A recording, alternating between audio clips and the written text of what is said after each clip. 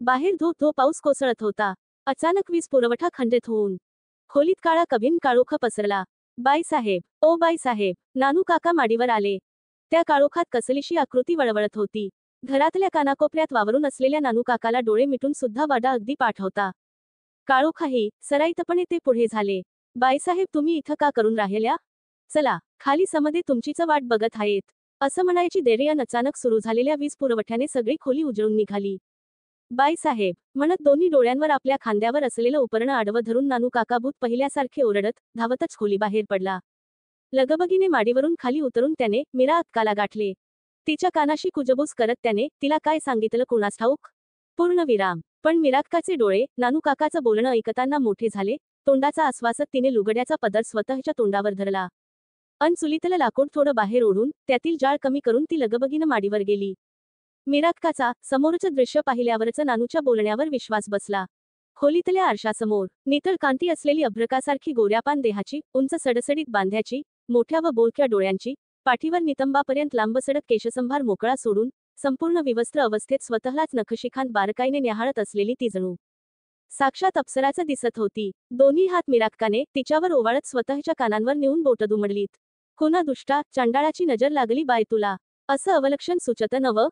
असं तोंडाने बडबडतच मीराक्काने जवळच पलंगावर पडलेली तिची साडी तिच्या निर्वस्त देहाभोवती पांघरली व बाजूच्या टेबलावरील तांब्यातल्या पाण्याचा 2-4दा शिपका तिच्या चेहऱ्यावर मारला. तशी ती भानावर आली. जराशा अनोळखी नजरेने तिने मीराक्काकडे पाहिलं आणि ती धप्पकन जमिनीवर कोसळली. मीराक्का त्या विवस्त्र स्त्रीदेहावर तिच्या म्हाताऱ्या हातांनी थथरतच कपडे चढवत नानू काकाला आवाज देत राहिली. नानू खोलीत शिरण्यापूर्वी तिच्या अंगावर मीराक्काने जसे जमेल तसे सगळे कपडे चढवले. नानूची चाहूल लागताच मीराक्का त्याला, नानू ये ये आत ये, हाय मी इथं समद व्यवस्थित केलंया म्या, म्हणत त्याला आत येण्यास सुचवू लागली.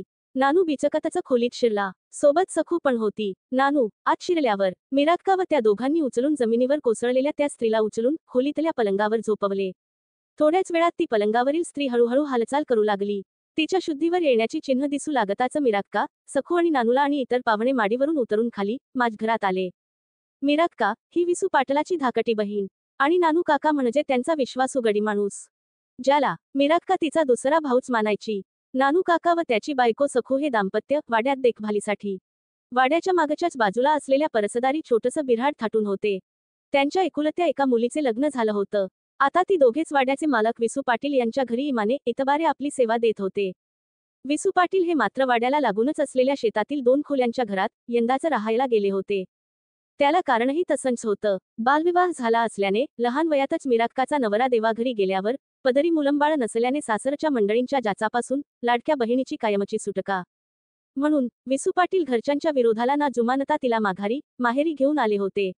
तेव्हापासून ती वाड्यावर कायमचीच आली होती. तिच्या अशा येण्याने समाजात आपल्या घराण्याची अब्रू जाईल या धक्क्याने पाटलाच्या म्हाताऱ्या आई वडिलांनी हाय खाल्ली व एकापाठोपाठ ते दोघेही फोटोत जाऊन बसले.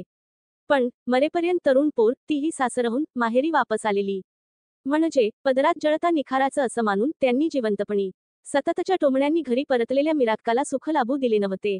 विसू पाटील जिद्दी गडी होता. त्याच्यासमोर त्यांचे काहीच चालले नव्हते. ते दोघेही म्हातारे जीव देवाघरी गेल्यावर विसू पाटलाने आपल्या लहान बहिणीला अधिकच माया लावली. मीराक्का तिच्या दादा वहिनीच्या छत्रछायेत सुखाने राहू लागली. पाटलाची बायको म्हणजे मीराक्काची वहिनी सावित्रीबाई अन मीराक्का या समवयस्क असल्याने त्यांचं नणंद वहिनी या नात्यापेक्षाही मैत्रीचं नातं अधिक घट्ट झालं होतं. विसू पाटील आपली बायको सावित्री हिच्यावर जीवापाड प्रेम करत. आईवडील गेल्यावर पत्नीच्या समजवण्यानुसार त्यांनी मीराक्काच्या सुखासाठी दुसरं स्थळ बघण्याचा घाट घातला. पण बालविधवा असल्याने तिचं लग्न काही केल्या जुळून येईना.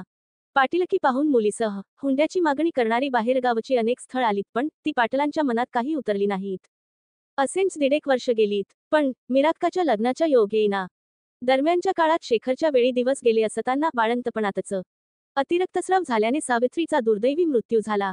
मीराक्का पुन्हा एकटी पडली. नानूची बायको सखू हिने तेव्हा मीराक्काला सावरत हिंमत दिली. पाटील हे लाडक्या पत्नीच्या निधनानंतर दुःखी कष्टी झाले. त्यांनी मुलाचं तोंडही बघणार नाही अशी शपथच घेतली. त्यावेळी मीराक्कानेच स्वतःचं दुःख आवर्त घेत त्यांच्या मनात बाळाच्या बाबतीत असा वंगाळ निर्णय घेऊ नग दादा, त्यानं काय घोड मारलंय तुझं, म्हणत रडतच पाटलांची समजूत काढली होती. त्या जन्मलेल्या जीवाची या सगळ्यात काही एक चूक नाही हे उमगल्याने नव्या जीवाबद्दल नवी उमेद त्यांच्यात जागली होती. मिराक्काच्या म्हणण्याखातर पाटील मुलाला बघण्यासाठी तयार झाले. पण त्याला पाहिल्यावर त्यांना त्यांच्या मृत पत्नीची आठवण येई.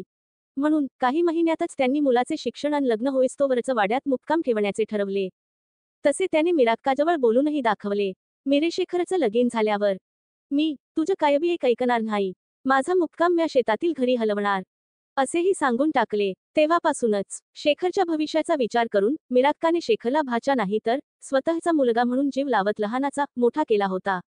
लहानपणापासूनच शेखरचे सगळे दुखाणे, खुपणे, आजारपण मिराक्काने आईच्या मायेने पार पाडली होती. त्याचे सगळे नवलाईचे कोडकौतुक केले. शिक्षणासाठी तो जेव्हा बाहेरगावी गेला तेव्हा त्याचं पत्र येईस्तोवर मिराक्का उपाशी होती. सतत त्याच्या आठवणीत रडत होती. 2 दिवसांनी त्याचं खुशालीच पत्र आल्यावरच तिने सुखाने 4 घास खाल्ले होते. हे पाहून नानू काकालाही गहिवरून आलं होतं. मिराक्का स्वतः अविवाहित शेखरला आईचे प्रेम देत राहिली. शेखरचे लाडकोड करण्यात कुठेही तिने कमतरता ठेवली नव्हती. सोबतीला सखू आणि नानू ही दोघेही होतीच मिराक्काच्या मदतीला. शेखर मिराक्काला प्रेमाने माई म्हणत असे. विसू पाटील तर वडील या नात्याने शेखरच्या खिजगणतीतही नव्हते. पूर्णविराम. कारण बहुतेक वेळा ते सावित्रीची आठवण नकोच म्हणून त्याला टाळून देत असतं. शेखर या गोष्टीपासून अनभिज्ञ होता.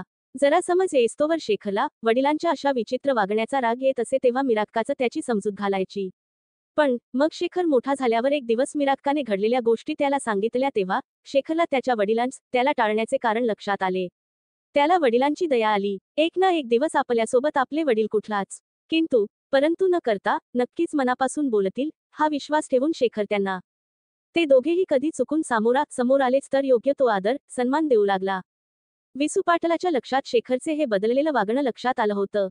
मनोमन ते सुखावले होत. पाहता पाहता वर्ष सरली. शेखर चांगलाच मोठा झाला.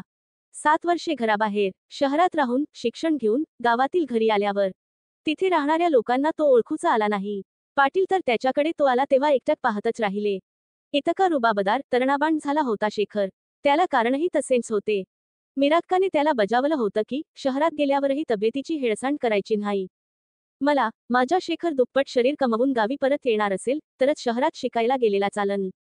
नाहीतर म्या तुला माझ्या नजरेआड करणार नाही. आपल्या लाडक्या माईचा आग्रह शेखर कसा टाळणार? शिक्षणासोबतच त्याने गावातील सरावाने व्यायाम आणि कसरत सुरूच ठेवली. चांगलं भारदस्त शरीर कमावलं. अगदी खानदानी पाटीलकी शोभेल असा रांगडा गडी दिसत होता शेखर गावात आल्यावर. शेखर वाड्यात येऊन पोचल्याच कळताच मिराक्का हातातलं काम टाकून वाड्याच्या आतल्या बाजूने तिच्या वयोमानानुसार थकल्या पावलांनी जितक्या लवकर समोर ओसरीत येता येईल तितक्या लवकर तडतड करत आली. गाय जसा वासरासाठी हंबरडा फोडते तशीच ती दोन्ही हात हवेत पसरून जोरात माया शेखर, माया बापू आला व सखू वौक्षण कर व पोराले तुकडा पाणी आणजो माय, लेकरू घरला आलं इतल्या वर्षांनी, असे आत काम करणाऱ्या सखूला ओरडून सांगू लागली. आणि स्वतः मात्र शेखरला समोर उभा पाहून ढसाढसा रडत होती. 7 वर्षे शेखरला डोळ्यांच्या दूर कसा काय ठेवला याचं तिलाच आत्ता या क्षणाला नवल वाटत होतं. शेखरला मिराक्काची माया कळत होती. तिच्या मायेच्या स्पर्शासाठी तोही आतुरला होता. मिराक्काची हाळी ऐकून सखू लगबगीनं पदर सावरत वाड्याच्या दाराशी औक्षवणाचं ताटण तुकडा पाणी घेऊन आली. विसू पाटील ओसरीवरच उभे असल्याचं लक्षात येताच सखू बिचकली. डोक्यावरचा पदर पुन्हा सारखा करून तिने शेखरला दारातच ओवाळले. त्याच्यावरून भाकर तुकडा ओवाळून दाराबाहेर फेकला. नानू सखूच्या पाठोपाठ शेखरच्या बॅगा घेऊन वाड्याच्या आत नेऊन ठेवायला पुढे झाला. तसा शेखरने आपल्या बॅगांचा ताबा घेत नानू काकाला त्या उचलण्यापासून थांबवले. माई मिराक्काला अशी जोरदार हाक मारत त्याने स्वतःच त्याच्या भल्या मोठ्या बॅगा वाड्याच्या छपरीत आणून ठेवल्या. काही कळायच्या आतच त्याने मिराक्काला आणि त्यापाठोपाठ विसू पाटील, नानू काका आणि सखूलाही वाकून पाया पडत नमस्कार केला. आणि लगेच लहान लेकरांसारखा मिराक्काच्या कुशीत शिरला. मिराक्कानेही आपली मायेची भूक भागवत शेखरला छातीशी घट्ट कवटाळून घेतलं. सखू आणि नानू अनिमिष नेत्रांनी त्यांची उरबेट पाहत उभे होते. बराच वेळ मिराक्का शेखरच्या चेहऱ्यावर मायेने हात फिरवत तो खरंच घरी आल्याचं समाधान करून घेत राहिली. इंजिनियर झालेल्या शेखरसाठी वाड्यात वधू संशोधन सुरू झाले. पूर्णविराम. विसू पाटलांच्या शेखरला लग्नासाठी अडचण अजिबातच आली नाही. कारण एकतर पाटीलकी ही त्यांची जमेची बाजू व रुबाबदार देहदंड आणि त्याहीपेक्षा तो चांगला शिकलेला. पुन्हा नोकरी करण्यासाठी आज ना उद्या शहरात जाऊनच राहणार हे गृहीत धरून आपली मुलगी शहरात राहील या आशेवर अनेक स्थळांनी शेखरच्या स्थळावर अक्षरशः उड्या टाकल्या होत्या. मिराक्काच्या माहेरी कायमची येण्याची गोष्ट जुन्या पिढीसोबतच काळाच्या ओघात इतिहासजमा झाली होती. मिराक्का कंबर कसून शेखरचे 2चे 4 करण्यासाठी स्थळ शोधू लागली. सनई चौघड्याचे सूर ऐकण्यासाठी अख्खा वाडा आता आतुर झाला होता. शुभमंगल सावधान म्हणत भटजींनी त्या दोघांमधील उपरणे बाजूला केले. वर वधूच्या डोक्यावर अक्षदा पडल्या, दोघांनी एकमेकांना हार घातले. नजरानजर झाली. टाळ्या वाजंत्री वाजल्या आणि 2 गाव पलीकडे असणाऱ्या गावातील चौधरी पाटलांची मुलगी मिराक्काच्या पसंतीने शेखरची पत्नी झाली. उंबऱ्यावरचं माप ओलांडून विसू पाटलांची सून म्हणून नवी नवरी वाड्यात आली. नव्या जोडप्याने मिळून थोरात मोठ्यांचे आशीर्वाद घेतले. नमस्कारासाठी जवळ आलेल्या नव्या नवरीला पाहून विसू पाटलांना त्यांच्या अहेवपणी सोडून गेलेल्या पत्नीची, सावित्रीची आठवण झाली. डोळ्यांत पाणी तरळलं. मोठ्या मनाने त्यांनी शेखरला गच्च मिठी मारत संसार सुखाचा करा म्हणून आशीर्वाद दिला. शेखरच्या जन्मापासून पहिल्यांदाच त्यांनी त्याला असं जवळ घेतलं होतं. शेखरला गलबलून आलं. मिराक्का बाप लेकाची ही भेट पाहून सुखावली, पण तिच्या चेहऱ्यावर असलेलं सुख फार काळ टिकलं नाही. पुढच्याच क्षणी शेखरच्या जन्मानंतर विसू पाटलांनी आधीच ठरवल्याप्रमाणे त्याचं शिक्षण आणि लग्न या मुख्य गोष्टी पार पडल्याचे पाहून आपला मुक्काम त्याचं रात्री शेतातील घरी हलवला. मिराक्काच्या एका डोळ्यात भावाच्या वाड्यातून अशा निघून जाण्याने दुःखाश्रू, तर एका डोळ्यात नव्या सुनेच्या आगमनाची खुशी स्पष्ट दिसत होती. विसू पाटलापाठोपाठ एक करत घरातील पाहुणे मंडळीही निघाली. सगळ्यांना निरोप देऊन झाल्यावर मिराक्काने मीठ मोहरी ओवाळून नव्या जोडप्याची दृष्ट काढली. शेखरच्या चेहऱ्यावरची हळदभरली प्रसन्नता तिला जाणवत होती. लग्न काय असतं हे कळण्याअगोदरच आलेलं वैधव्य आणि त्यानंतर लोकांच्या कुत्सित नजरा मिराक्काला आठवल्या. तशी ती झटक्यात दूर झाली. नव्या नवरीचे पुढचे सगळे सोपस्कार तिने सखूच्या मदतीने पार पाडले. नानूही हसत दुरूनच लग्नानंतरच्या साऱ्या विधींची मजा पाहत उभा होता. सौंदर्या, शेखरची पत्नी, नावासारखीच सौंदर्यवती, शोधूनही अख्ख्या पंचक्रोशीत सापडणार नाही अशी देखणी अन रूपवान स्त्री. माईवर पूर्ण विश्वास होता माझा. मला ठाऊक होतं, ती जी मुलगी माझ्यासाठी पसंत करेल ती नक्कीच खास असणार. लग्नाच्या पहिल्या रात्री सौंदर्याची हनुवटी वर करून तिचं सौंदर्य न्याहाळत शेखर तिला म्हणाला. शेखरच्या जवळ येण्याने आणि त्याच्या स्पर्शाने मोहरून गेलेल्या सौंदर्याने हळूच इश्य म्हणत लाजून डोळे मिटून घेतले आणि शेखर तिथेच क्लीन बोल्ड झाला. त्या रात्री अनेक वर्षांनंतर वाड्यात 2 शरीरे एकरूप झाली. काही दिवसांतच आपल्या रूपासोबतच लाघवी स्वभावाने सौंदर्याने शेखर आणि मिराक्कासोबतच साऱ्या घरातल्या नोकर आणि गडी बाया माणसांची देखील मन जिंकली. बऱ्याच वर्षांपासून सांसारिक सुखाला वंचित असणारा तो वाडा सौंदर्याच्या येण्याने तिच्या पायातील घुंगरांच्या निनादात चैतन्याने सळसळत होता. पण अचानकपणे काय झाले कुणास ठाऊक. काही दिवसांपूर्वी खळखळत हसणारी सौंदर्या गप गप राहू लागली. त्यामुळे वाडाही शांत आणि उदास जाणवत होता.